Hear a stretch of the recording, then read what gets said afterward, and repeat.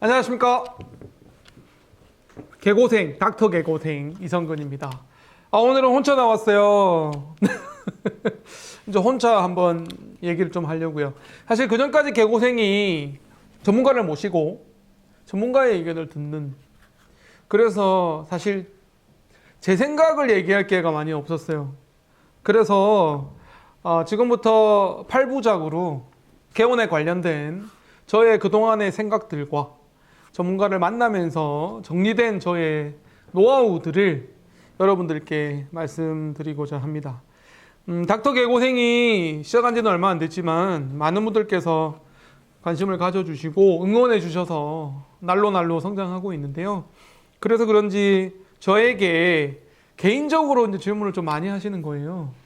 입지를 어떻게 하면 되는지, 대출을 어떻게 하면 되는지, 장비나 인테리어나 마케팅이나 여러 가지를 얘기를 많이 하셔서, 질문을 많이 하셔서 제가 저의 답변을 고스란히 이 기회를 통해서 여러분들께 얘기를 하고자 합니다. 전문가의 의견 없고요. 아무래도 PPL이나 최근에 이제 저희 개고생이 업체들 다른 분들을 좀 모시고 얘기를 해서 살짝 그런 느낌이 좀 들어서 그런 거 없이 그냥 제 얘기를, 제 생각을 좀 얘기를 할까 합니다. 1편으로 입지 얘기를 좀 할까 해요. 질문이 총 7파트인데요. 얘기가 좀 길어지면 편집해서 여러분들께 소개를 하겠습니다. 자, 첫 번째 질문은 개원 고민에서 입지가 차지하는 비율은, 그리고 얼마나 입지가 중요한가의 질문입니다.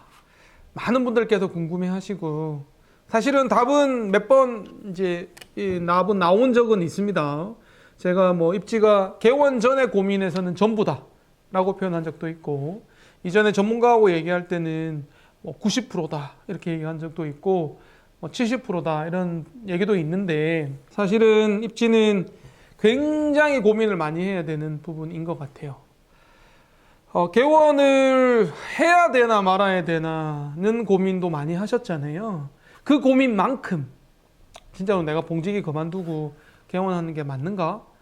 라는 고민을 수없이 하셨던 것처럼 입지도 끊임없이 수없이 많은 시간을 할애해서 고민해 보는 게 중요하다고 생각을 합니다. 입지는 그만큼 개원과 개원 후 병원 경영의 성공 여부에 정말 큰 비중을 차지하기 때문에 그렇습니다. 물론 개원 후에 병원이 잘 되는 비결은 여러 가지가 있습니다. 원장님도 잘하셔야 되고요. 직원들도 잘해야 되고, 시설도 좋아야 되고, 마케팅도 좋아야 되고, 여러 가지 요소가 종합적으로 영향을 끼치겠지만, 사실 병원이 잘 되느냐 안 되느냐의 결정적인 첫 키는 입지라고 생각을 합니다. 그래서 입지는 충분히 고민하셔야 되고요. 만약에 마음에 드는 데가 없다면 기다리셔야 된다고 생각합니다. 많은 업체들은 기다려도 마땅한 데가 없기 때문에 그 중에 골라라고 얘기를 했고, 그리고 업체들하고 만나보면 아무리 기다려도 이만큼 좋은 자리가 없을 거라고 얘기를 하시지만, 사실 전 마음에 안 들면 기다려야 된다고 생각을 합니다. 섣불리 시작을 해서 기업자금 3억에서 5억을 그냥 날려버리고 소위 망해서 병원을 폐업해야 되는 경우도 있거든요. 제가 건강검진센터에서 일을 할 때 거기서 만났던 분들은 제법 많은 퍼센테이지에서 병원을 경영을 하다가 그만두고 오신 분들이셨어요.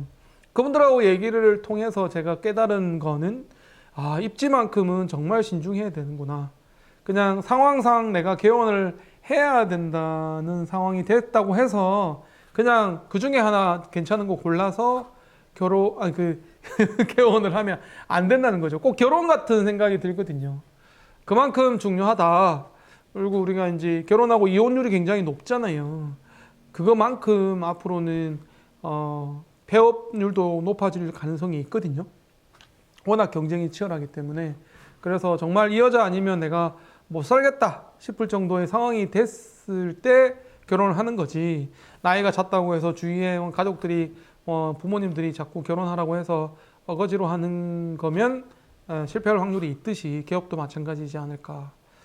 입지가 안 좋은데 개원을 해서 병원이 잘 되게 하기 위해서는 수많은 2배, 3배 이상의 노력이 필요하기 때문에 소위 자리빨이 있거든요. 자리가 좋으면 아무리 원장이 부족해도 기본적으로 먹고 들어가는 게 있습니다.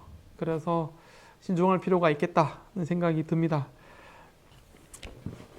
입지는 진짜 고민 많이 하셔야 돼요. 저희 아시는 분도 최근에 계약했다가 3천만 원 계약금 포기하고 다른 입지 정하셨거든요.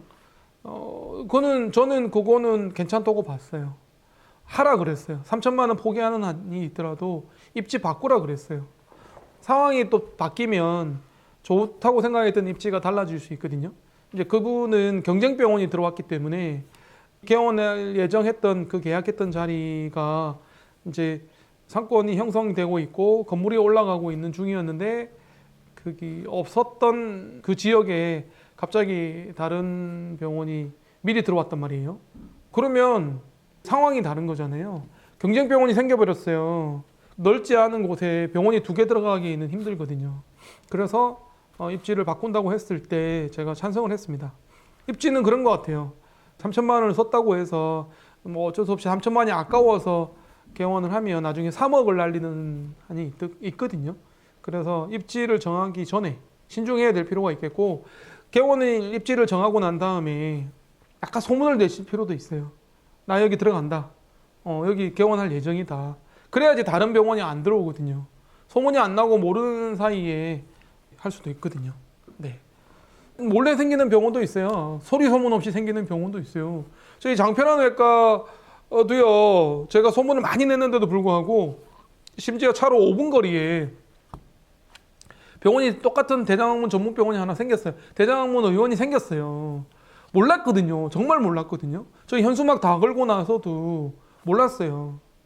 계약 다 하고 몰랐어요. 그런 일이 생기실 수 있습니다. 충분히 고민해 볼 필요가 있겠고, 소문도 좀 내고, 그리고 중간에 상황이 안 되면 계약금을 포기하는 한이 있더라도 입지만큼은 신중을 기할 필요가 있겠다라고 말씀드립니다. 그래요. 입지.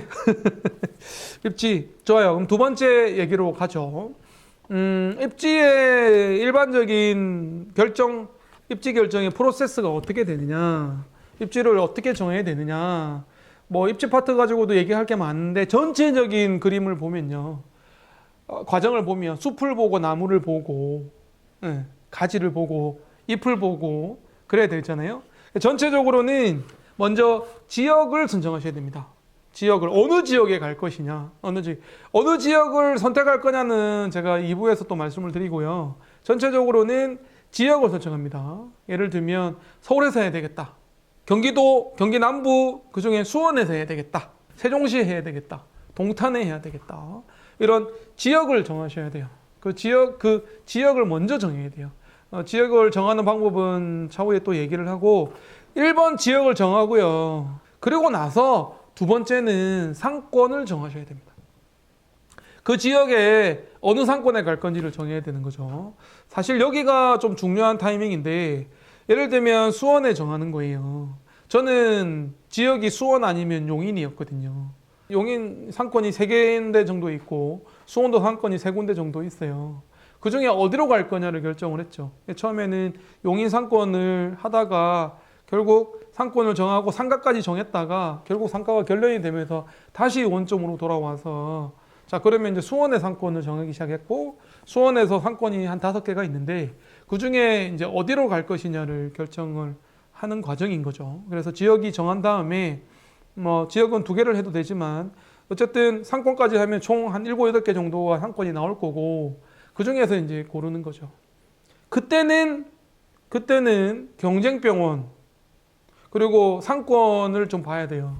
그래서 저 같은 경우에는 수원에 용인은 이제 제껴졌고 수원에 상권이 한 5개가 있는데 그 중에서 이제 경쟁병원을 집은 거죠. 경쟁병원 여기 구가 4개가 있거든요. 수원에는. 그다음에 여기 이렇게 크게 경쟁병원이 4개가 있습니다. 포진이 되어 있습니다. 자, 그러면은 그 중에서 어느 상권으로 들어갈 거냐를 결정을 하는 거죠. 경쟁병원, 강력한 경쟁병원을 물론 피해야 되는 것도 답이고요. 거기는 거의 병원급으로 있었고 저는 혼자서 시작하는 거기 때문에 거기는 좀 피하자, 이쪽도 좀 피하자 이런 개념이었고, 그 다음에는 이제 그 5개의 수원에 있는 상권 중에 어디가 가장 유력하냐 요걸로 가는 거죠. 그래서 저는 가장 상권이 좋다고 생각되는 아주대 삼거리 상권을 선정을 한 거죠. 자, 여기까지가 중요합니다. 상권 정하고 지역 정하는 게 중요합니다. 사실은 이 2가지까지, 이 2단계까지는요, 원장님들 생각도 되게 중요해요. 부동산한테 맡기면, 공인중개사한테 맡기면, 또는 컨설팅 업체한테 맡기면, 또는 다른 이런 입지를 알아봐주는 업체한테 맡기면 한계가 있습니다. 원장님 입맛에 맞는 입지를 골라주는 게 사실은 힘듭니다. 그래서 원장님이 원하는 지역을 먼저 선정하고요. 그 지역에서 원장님이 원하고 원장님이 판단하는 상권을 정하셔야 돼요. 경쟁병원 분석은 사실은 그 누구보다 원장님이 잘 아십니다. 왜냐하면 제 전공이 대장학문외과니까 대장학문외과는 저만큼 잘 아는 사람이 없거든요. 업체들은 잘 모릅니다. 상대 경쟁병원의 원장이 어떤 캐릭터이고 어떤 능력이 있고 향후에 그 원장님의 나이를 고려해서 몇 년 있다가 어떻게 변할 것이며 거기에 있는 의사가 봉지기가 2명이 있는데 그 봉지기가 어떤 캐릭터인지 그리고 어떤 성향인지 이 경쟁병원 분석은 사실 원장님 말고는 하기 힘들거든요. 아니면 마케팅 업체에 의뢰를 하세요. 그 입지를 봐주시는 분은 한계가 있습니다. 입지를 봐주시는 분이 여러분들만을 위해서 존재하는 사람은 아니거든요. 수많은 입지를 보고 있고 수많은 상가를 갖고 있으면서 그냥 매칭해주는 그 정도의 능력인 거예요. 뭐 이전에 출연했던 부동산 중개인이나 또는 그 전에 출연했던 분들도 사실은 보면 그 병원의 그 스페시픽한 여러분들 전공 과목은 잘 몰라요. 그래서 여러분들이 어떻게 보면 이 부분까지는 잘 관여를 하셔야 돼요. 지역을 정하고 상권을 정하는 것까지는 여러분들의 관여가 상당히 크다는 얘기를 좀 드리고요. 마지막으로는 이제 상가를 정해야 되죠. 상가. 그래서 상가를 정할 때는 사실은 이제 원장님들보다는 전문가가 훨씬 더 유리합니다. 그 특약 조건이나 상가 임대 조건이나 또는 계약 이런 여러 가지 확인해야 되는 서류 작업 이런 거는 여러분들보다는 전문가가 더 낫거든요. 그래서 처음부터 전문가랑 조인을 하시되 어느 정도까지는 원장님들이 좀 관여를 많이 하셔야 된다는 얘기를 드리고 싶고요. 전반적으로 입지를 결정한 프로세스는 3단계인데 지역을 정하고 상권을 정하고 상가를 정하시는 겁니다. 그렇게 접근을 해야지 괜찮은 상가에 있으면 나 할래요 이렇게 생각하시면 정말 결정하는 게 너무 힘듭니다. 판단하는 것도 너무 힘들고요. 이게 좋은지 안 좋은지도 모르겠고 정말 다른 데 또 좋은 거 있을 것 같고, 그러니까 저는 상가에 맞추는 거는 거의 옛날에 신화에 나오는 침대에 이렇게 몸을 맞춰서 자르고 뭐 이런 거라고 생각을 하거든요.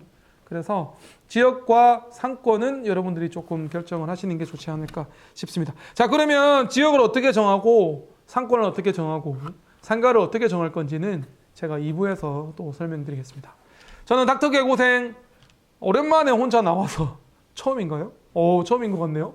네, 닥터 개고생 진행하는 장필환 외과 엉덩이 대장 이성근입니다. 고맙습니다.